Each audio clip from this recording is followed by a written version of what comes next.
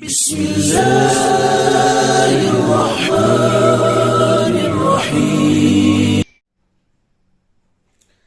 औज़ु बिल्लाहि मिनश्शैतानिर्रजीम। बिस्मिल्लाहिर्रहमानिर्रहीम। अल्हम्दुलिल्लाहि रब्बिल आलमीन। अस्सलातु वस्सलामु व तहिय्यतु वल इकराम मौलाना मौलस्सक़लैन जद्दिल हसन वल हुसैन अबिल क़ासिमिल मुस्तफ़ा मुहम्मद।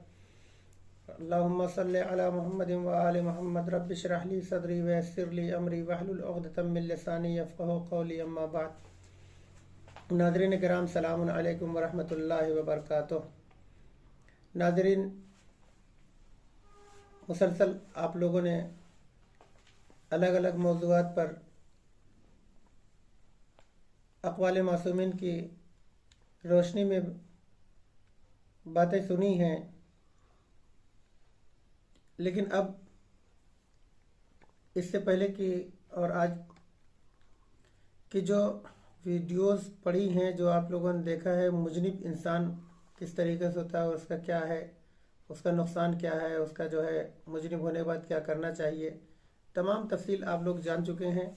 अब आज के इस मौजू पर इसी सिलसिले में गुस्ल जनाबत के बारे में बताना कि जब इंसान मुजनिब हो जाए, नजीस हो जाए, तो अब उसे गुस्ल जनाबत करना चाहिए। गुस्ल जनाबत क्या है कि इंसान जब मुजनिब हो जाए, नजीस हो जाए, तो तमाम फ़ुक़हा ने भी और रवायत में भी है कि इंसान जब मुजनिब हो यानी नजीस हो जाए, हालत जनाबत में हो, तो इस सूरत में इंसान को गुस्ल करने से पहले इस्तिब्रा करना चाहिए। इस्तिब्रा की बहस गुजर चुकी है कि इस्तिब्रा करना मुस्तहब है, ताकि इंसान की नजासत मुकम्मल तौर पर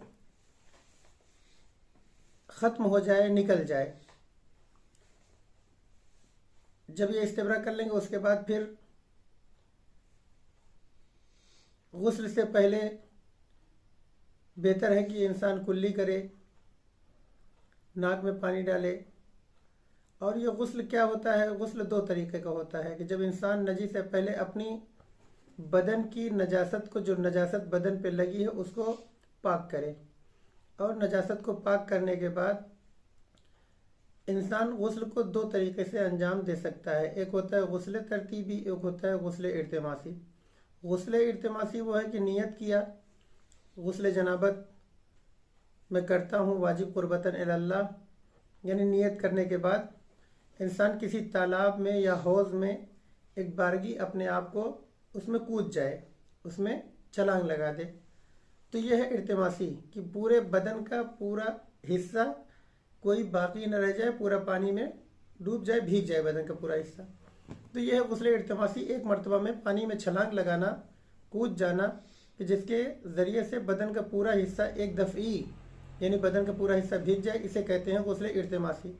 गुस्ल तरतीबी उसे कहते हैं, उस गुस्ल को कहते हैं कि इंसान पहले जो है बदन की अपनी नजासत को दूर करने के बाद, पाक करने के बाद, साबुन वाबुन लगाने के बाद, जब बदन पूरा भीगा है, अब इंसान लोटे में पानी लेगा, पहले सर व गर्दन धोएगा, सर व गर्दन धोने के बाद दाहिना हिस्सा, उसी के बाद बायां हिस्सा, और पैर के तलवे को थोड़ा सा उठा दे ताकि पानी, पैर का तलवा ज़मीन से लगा रहता है, चिपका रहता है, लिहाजा पैर के तलवे को इसलिए उठाना है ताकि पानी पैर के तलवे के नीचे भी पहुंच जाए। लेकिन हाँ, इस गुस्ल में बदन का वो हिस्सा जो ज़ाहिरी हिस्सा है, उन सब का भीगना ज़रूरी है, लाजिम है। कोई भी बदन का ज़ाहिरी हिस्सा जो ऊपर का दिखने वाला, अगर रोए के बराबर भी कहीं पर आपको एहसास हो कि हमने पानी डाला लेकिन यहाँ पे सूखा रह गया है, जो बदन का हिस्सा दिख रहा है, तो ये गुस्ल जो है सही नहीं, फिर से करना पड़ेगा आपको। उसको यानी कि बदन का एक एक हिस्सा भीग जाना चाहिए। इसीलिए कहते हैं कि पहले जो है इंसान पूरे बदन को भिगा ले, पाक कर ले, पहले नजासत को दूर कर ले। अब जबकि पूरा बदन भीगा हुआ है, अब दोबारा से जब पानी हम गुस्ल की नीयत से, नियत करने के बाद जब पानी डालेंगे, वो पानी पूरे बदन पे पहुंच जाएगा। लेकिन अगर किसी ने कान को छेदा रखा है, कान में सुराख है, बाली पहने, बहुत से लोग फैशन में जो है लड़के पहनते हैं, बालियां पहनते हैं, कान में दुर पहनते हैं, तो ये कान का जो सुराख है, इसके अंदर कान के सुराख में पानी का जाना ज़रूरी नहीं है, क्योंकि ये बातिनी हिस्सा माना जाता है, अंदरूनी हिस्सा। तो अब सुराख में पानी तो आदमी पहुंचा नहीं सकता, लेकिन ऊपर का हिस्सा जो कान का ऊपर का हिस्सा है, या इस तरीके से जो ज़ाहिरी है, नाक के अंदर अगर कोई चाहे कि पानी पहुंचा, नहीं, ये सब ज़रूरी नहीं है। इसीलिए कहते हैं गुस्ल से पहले नाक में जो है, जिस तरीके से वजू करते वक्त नाक में पानी डाला जाता है, कुल्ली की जाती है, पानी डाल लेना चाहिए, कुल्ली कर लेना चाहिए। अब नाक के अंदर यानी अंदर अंदरूनी हिस्से में पानी पहुंचाना लाजिम नहीं, लेकिन बदन का ऊपरी हिस्सा जितना है हर जगह भीगना चाहिए, हर जगह जो है उसको भीगना ज़रूरी है। अगर कोई भी जगह ऊपरी ज़ाहिरी हिस्से में बच जाती है तो दोबारा से गुस्ल करना होगा। लिहाजा गुस्ल दो तरीके का होता है, गुस्ल तरतीबी, गुस्ल इल्तिमासी। अगर गुस्ल तरतीबी करना है तो पहले सर व गर्दन धोएंगे, सर व गर्दन धोने के बाद इंसान के बदन का दाहिना हिस्सा, फिर उसके बाद इसी तरीके से बायां हिस्सा पर पानी डालेंगे और पैर को हल्का से पैर के तलवे को उठाएंगे ताकि पानी तलवे के नीचे पहुंच जाए, बदन का कोई हिस्सा बाकी न रहे। लिहाजा इस तरीके से ये गुस्ल अंजाम दिया जाएगा इंसान, जिसके बाद पाक हो जाएगा इंशाअल्लाह।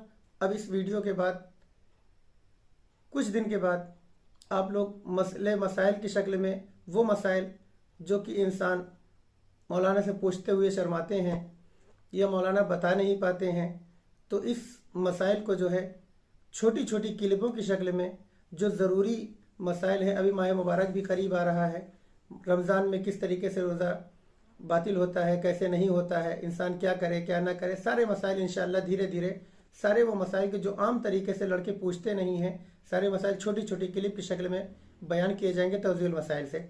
इंशाअल्लाह आप लोग मुस्तफ़ीद होंगे। इस क्लिपों को, इस वीडियोस को इंशाअल्लाह मुसलसल देखते रहिए। इंशाअल्लाह अल्लाह हम सब की हिदायत फरमाए। अस्सलामु अलैकुम वरहमतुल्लाहि वबरकातुहू।